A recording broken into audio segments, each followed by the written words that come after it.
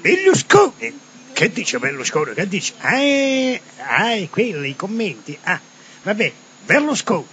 Dice, sono quello che ha fatto di più contro la mafia. Mafia uguale Russo che era mia, fai un po' tu. Pietro Lunardi, che dice? Ma è una cosa vecchia, ma sembra attuale. Dice, Pietro Lunardi, con la mafia bisogna convivere, Prova a convivere con il Valium Gas Impianti SPA Mafia Sette Riunite. Dire mafia, dire niente lo stesso. Vorrebbero far credere che la mafia è Spatuzza, Romeo, i Casalesi, Provenzano, Riina. A che nessuno vi è affisso, tantomeno Grande Vecchio e a Grande Pulcioso. Non ci sono messi, no? Basta vedere i commenti dei due grandi per capire che qui non è aria. I paradisi fiscali di Mediaset, Marco Travaglio. I paradisi non solo fiscali, sono d'Italia. Lascia perdere. Notizia, sconcertante azione, dice la Mortizia detta Marina. Manco avesse ricevuto un fax al cianuro dell'amica di culo, grazie a Cesaro, Ofelia. Il Papa, che dice? Ecco, dice, più impegno per debellare l'AIDS, urbe e torbi. E a chi lo dice? In Italia demandano tutti. E mica il Grande Vecchio e il Grande Pulcioso, il Grande Astemio possono risolvere tutto. Fiat, che dici? Marchionne, Fiat Marchionne, dice, mi aspetto chiarezza dal ministro Scarola, Scagliola, vabbè, come quello che è, no? Tranquillo, Marchionne stia tranquillo, fra italiani ci si chiarisce sempre, il ricatto è la miglior moneta di scambio, Il ricatto è la miglior moneta di scambio, una mano lava l'altra, no, è un. Israele, 980 palestinesi, così pochi, in cambio di Shalit prigioniero di Hamas, 981. Ma non vanno in perdita. Vabbè, si vede che valgono poco. Il Grande Vecchio, Grande Pulcioso d'accordo, i suoi ostaggi non li molla nemmeno se li ammazzano. Dice, ammazzateli pure, ma io non li mollo. Immigrati, Brunetta, che dice Brunetta? Che dice o gigante? Il grande Brunetta che dice? Dice, un farabutto, l'imprenditore che dà lavoro in nero. Farabutto è colui che non mette in regola l'immigrato, costringendo al nero sia l'immigrato che l'imprenditore. Sto cazzo di Brunetta ragiona con il culo. Ma lo sa Brunetta cosa vuol dire dipendere dalla questura di Milano, d'Italia, ufficio prevenzione generale? E lo sa cosa vuol dire dipendere dai PM, private massoni, private minchioni? Non lo sa. Lo sa ma non lo dice.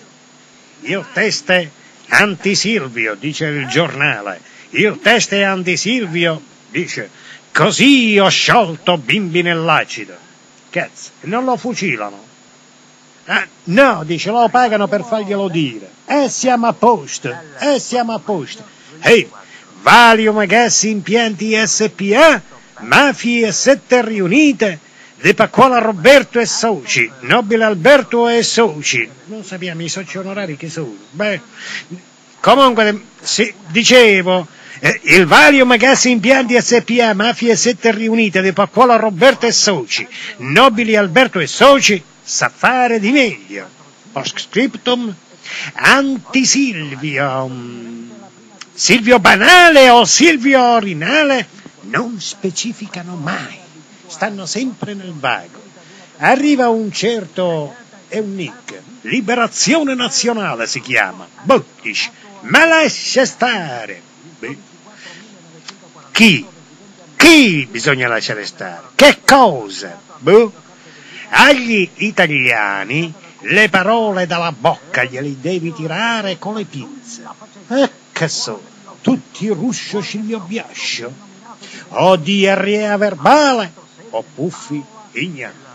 Comunque dice Liberazione Orinale suona meglio. Caselli, tu dici Caselli, che quello è il vero presidente della Repubblica Italiana, più o meno.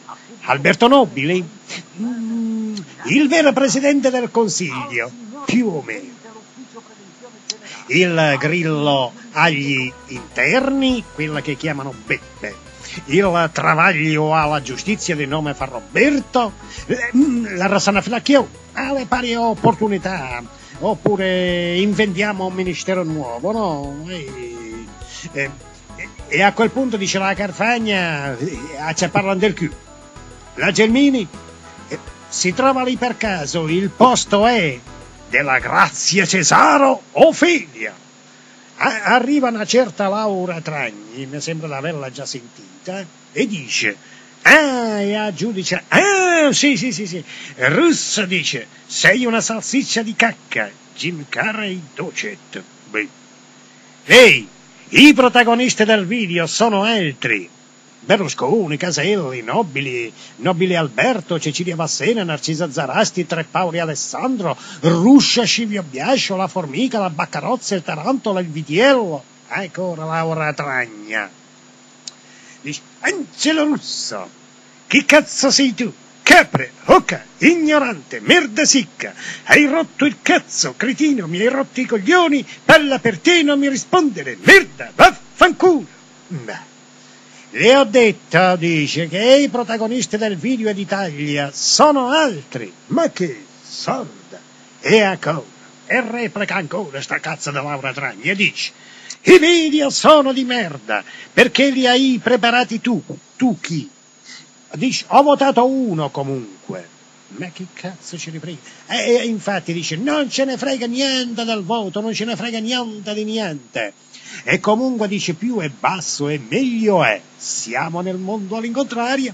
E poi dice ancora, vota la Laura Tragni, giudice del Tribunale in civile di Milano. Lei pensi a ricamare il 43630/04, il 11480/05, eccetera.